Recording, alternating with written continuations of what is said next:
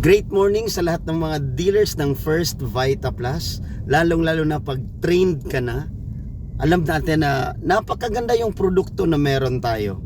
Gulay na ginawang juice at kape. And alam naman natin na meron talagang magandang kitaan. May malaking kitaan na naghihintay para sa mga ginagawa ang negosyo. Ibig sabihin, kung hindi mo ginagawa ang negosyo mo, you are robbing other people's opportunity. Yes, and yan din ang gusto ng demonyo, na hindi ma-share yung opportunity sa maraming tao. Kaya wag kang pumayag na kung ano yung mga nalalaman mo hanggang sa iyo na lang. Kapatid, kaya po maging failure ang isang dealer ng First Vita Plus is because kulang sa activity.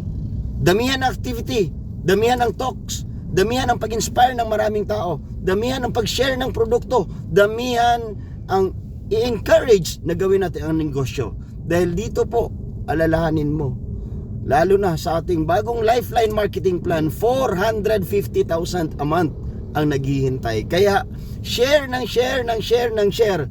More activities can make you successful. God bless sa lahat. Bye-bye. Power!